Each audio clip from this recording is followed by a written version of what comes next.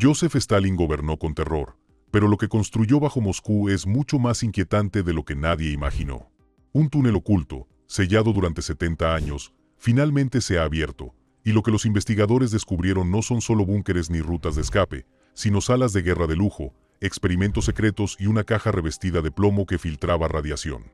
Una cámara incluso contenía un juguete, además de armas e instrumentos de interrogatorio. Te sorprenderás al ver que más fue enterrado vivo. Número 5. El régimen del miedo de Stalin. Joseph Stalin no solo gobernó la Unión Soviética, sino que la aterrorizó.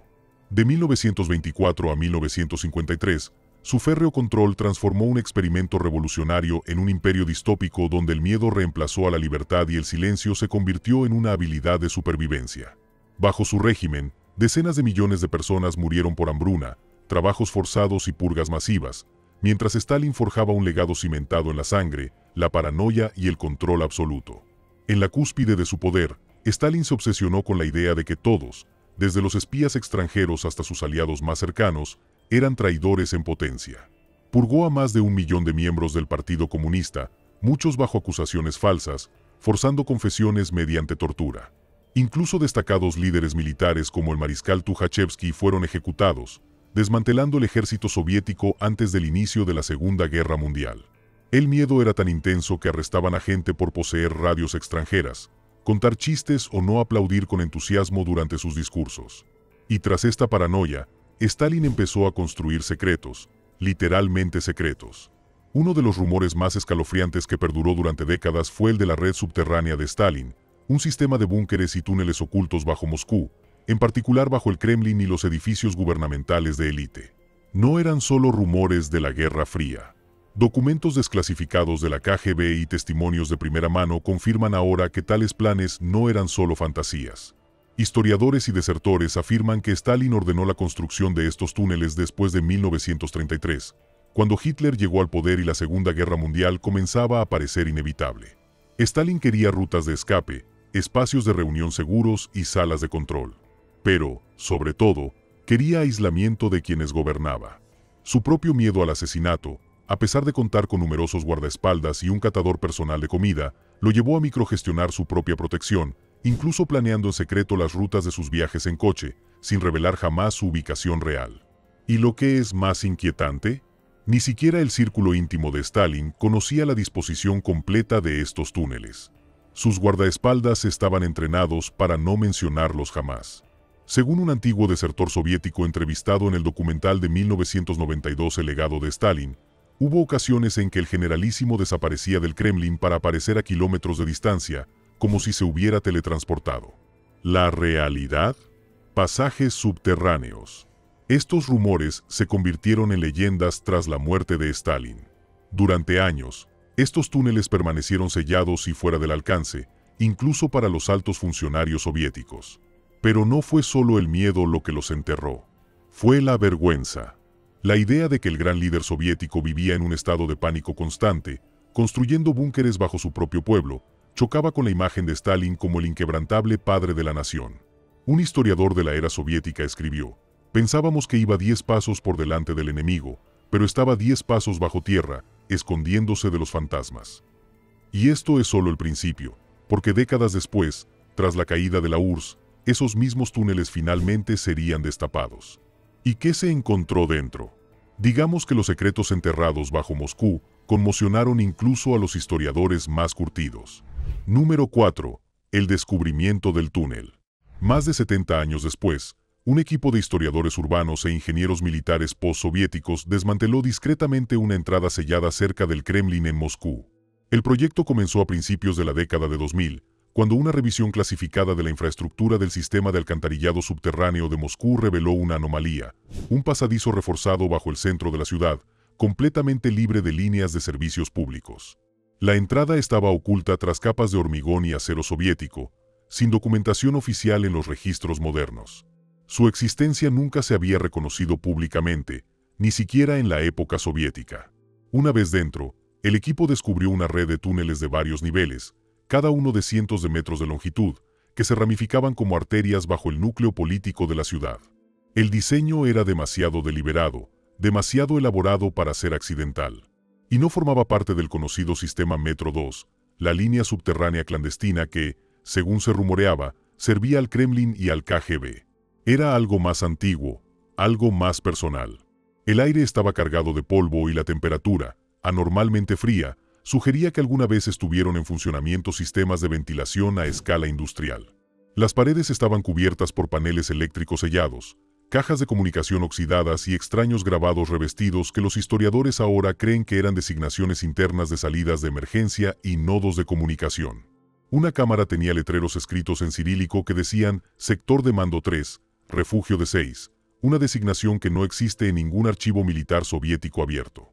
Según documentos descubiertos posteriormente en los archivos estatales rusos, Stalin había aprobado la ampliación de estos túneles durante la Operación Barbarroja de 1941, la invasión nazi de la Unión Soviética, temiendo que la caída de Moscú se produjera de la noche a la mañana. En respuesta, se ordenó a los equipos de construcción excavar bajo edificios gubernamentales clave, creando búnkeres de guerra sellados que solo un puñado de miembros del Politburó conocía. Un plano arquitectónico hallado en las cercanías, fechado en 1942 y con el sello Taina, secreto, muestra un posible paso que conecta el Kremlin con el aeropuerto de Vnukovo, a más de 30 kilómetros de distancia. De ser cierto, eso significaría que Stalin tenía una vía de escape personal mucho antes de que la Guerra Fría convirtiera estas ideas en práctica habitual. ¿Aún más escalofriante? La evidencia muestra que este sistema se mantuvo hasta al menos 1955, 2 años después de la muerte de Stalin, antes de ser sellado y borrado de los mapas oficiales. Al ser preguntado sobre el hallazgo, Sergei Kuznetsov, experto en planificación urbana de Moscú, declaró: "Este no era un túnel para la guerra. Era un túnel para el miedo, para escapar. Cuanto más te adentras, más se desvela la mente de Stalin a tu alrededor". Pero esa fue la menor de las sorpresas. Lo que vino después fue aún más impactante, porque no se trataba simplemente de un laberinto de hormigón. Estaba decorado y era extrañamente lujoso. Número 3. La arquitectura y el lujo. A medida que avanzaba la excavación, la primera impresión de los túneles fue puramente funcional: hormigón en bruto, refuerzos de acero e iluminación industrial. Pero cuanto más se adentraba el equipo, más claro se hacía que no se trataban de simples búnkeres de guerra. Estaban diseñados para la comodidad, el prestigio e incluso la opulencia. En un pasillo, las paredes cambiaron de hormigón rugoso a lisas losas de mármol, sujetas por herrajes de latón. Las lámparas no eran bombillas comunes, sino candelabros de cristal soviéticos de diseño personalizado, extrañamente intactos a pesar de décadas bajo tierra. Y en una cámara oculta, identificada como Sector Z4, encontraron una sala de reuniones con paneles de nogal, con una larga mesa pulida, sillas de cuero rojo descolorido y un conducto de ventilación cubierto de pan de oro, ahora corroído pero inconfundiblemente lujoso. Según los analistas arquitectónicos, la artesanía era coherente con los diseños encargados por la élite del Kremlin a finales de la década de 1940, una época en la que los recursos eran escasos para los civiles, pero abundantes para el santuario de Stalin. Los túneles fueron claramente construidos con múltiples propósitos: refugio seguro, centros de mando móviles y, lo más inesperado, espacios para que Stalin viviera y trabajara con estilo. Una habitación incluso tenía papel pintado, otra conservaba los restos de un baño alicatado, con un lavabo de porcelana antiguo, casi idéntico al que se usaba en la dacha personal de Stalin. Cerca del pasillo central, los ingenieros descubrieron una bóveda de acero reforzado con una puerta hermética, como la de un submarino. Una cámara insonorizada con un grueso revestimiento de goma, lo que sugería que se trataba de un centro de comunicaciones privado o una sala de interrogatorios.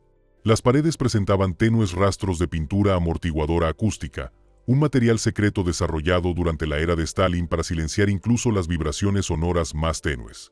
Y no era solo decoración, la excelencia técnica estaba por todas partes. Muros de hormigón de doble espesor, puertas antichoque, sistemas de filtración de aire e incluso una versión soviética de un intercomunicador, aún instalado en la pared con códigos de llamada escritos a mano junto a cada botón. Era una fusión de ingeniería soviética y paranoia imperial. Curiosamente, algunas secciones del túnel fueron claramente construidas para albergar a más personas que solo a Stalin. Había varios dormitorios, cada uno con 2 camas, un escritorio y estanterías, ahora despojados, pero aún intactos. Esto llevó a algunos investigadores a creer que estos búnkeres no solo se construyeron para la seguridad personal de Stalin, sino para permitirle gobernar la URSS clandestinamente si Moscú caía. se encontró una inquietante inscripción en la pared de una cámara secundaria. Solo el silencio sobrevive a un amanecer nuclear. Garabateado a lápiz, nadie sabe quién lo escribió ni cuándo. Lo que nos esperaba pasaría del misterio a la amenaza, porque bajo el mármol, las lámparas de araña y el silencio yacían armas, documentos e instrumentos en descomposición de un estado paranoico. Número 2. Los escalofriantes secretos descubiertos. Cuanto más se adentraba el equipo, más cambiaba la atmósfera. En una habitación sellada, con la puerta oxidada y cerrada, y requiriendo corte térmico para abrirla, los historiadores encontraron lo que solo podría describirse como un centro de mando privado en tiempos de guerra. En los estantes se alineaban mapas militares de principios de la década de 1940, algunos marcados con tinta roja y etiquetados como Línea Franta, Primera Línea.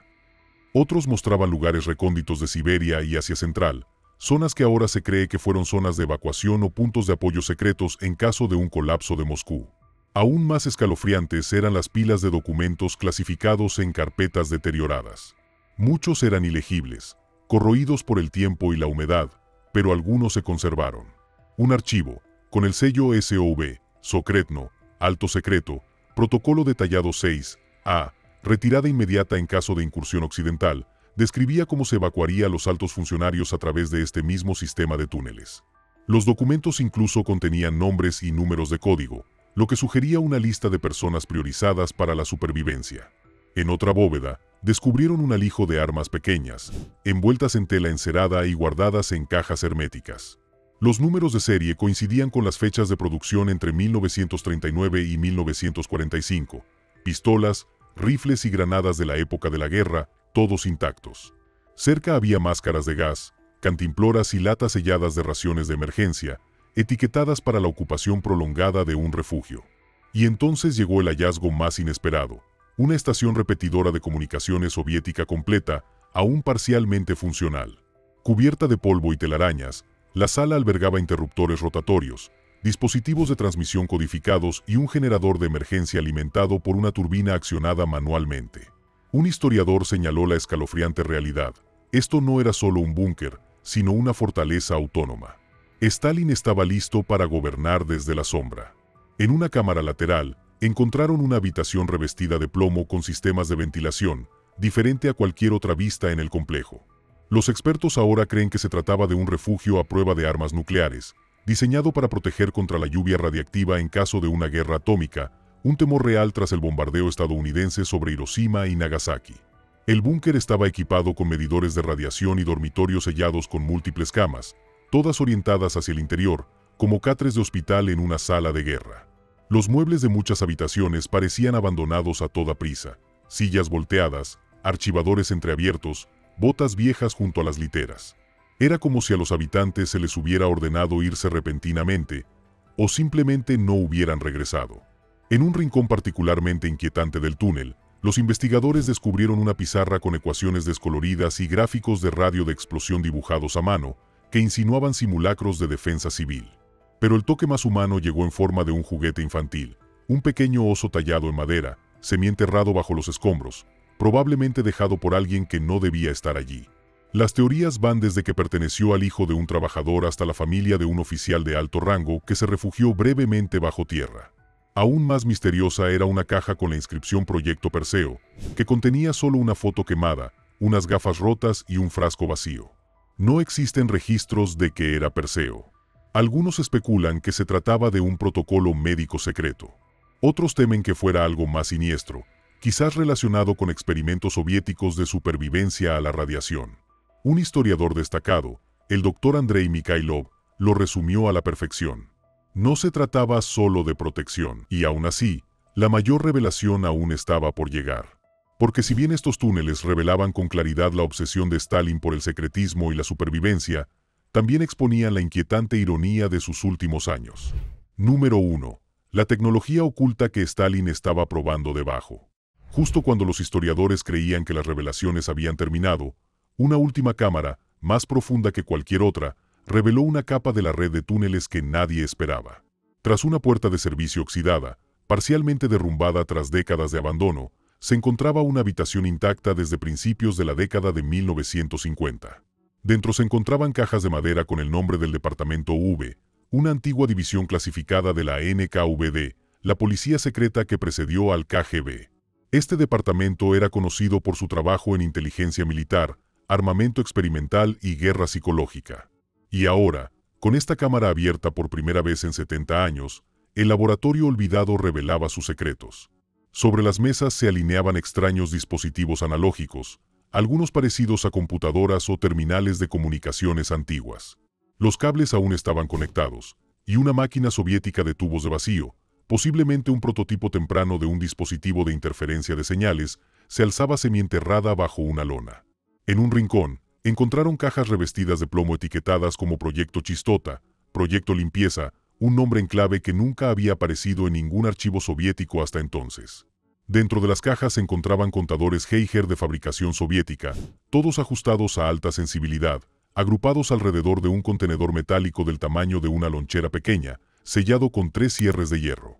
Se detectó una tenue radiación cerca, lo que obligó a su contención inmediata. El contenedor fue posteriormente enviado a un laboratorio militar bajo estricta supervisión. Su contenido no se ha revelado públicamente, lo que ha alimentado la especulación de que los ingenieros de Stalin estaban probando materiales radiactivos primitivos con fines no militares, como blindaje de comunicaciones de largo alcance o experimentos de condicionamiento psicológico. Pero la cosa no acabó ahí. Los planos encontrados en la pared hacían referencia a los generadores de campo de relé con sensores magneto, dispositivos diseñados para monitorear el movimiento del subsuelo, posiblemente para detectar sabotajes o excavaciones de túneles por parte de agentes extranjeros. Si estos dispositivos se desplegaron, sugeriría que Stalin temía una infiltración incluso desde abajo. Aún más extraño fue el diario descubierto dentro de un armario cerrado con llave, escrito con letra apresurada por un hombre llamado Dr. Anatoly Sidorov, un físico que se creía desaparecido en 1951. Sus notas incluían cálculos de la distribución del campo psicotrónico, una pseudociencia de la Guerra Fría que afirmaba que las ondas de radio podían influir en las emociones y el comportamiento humanos. Escribió: las fluctuaciones del campo se intensifican bajo la cúpula del túnel. El sujeto manifiesta miedo incluso antes de que se reproduzca el tono. Stalin aprobó más pruebas. Ahora se cree que Stalin pudo haber autorizado experimentos con sonidos de baja frecuencia en las profundidades de la Tierra, diseñados para ver si se podía debilitar mentalmente a los enemigos o si se podía condicionar a los leales a obedecer aún más ciegamente. ¿Fue ciencia o desesperación? Nadie puede asegurarlo, pero esto concuerda con el profundo interés de Stalin en controlar no solo el cuerpo, sino también la mente. Y quizás ese sea el verdadero legado de esta última cámara oculta. No se construyó para salvar la vida de Stalin. Se construyó para poner a prueba los límites de su poder, incluso bajo tierra.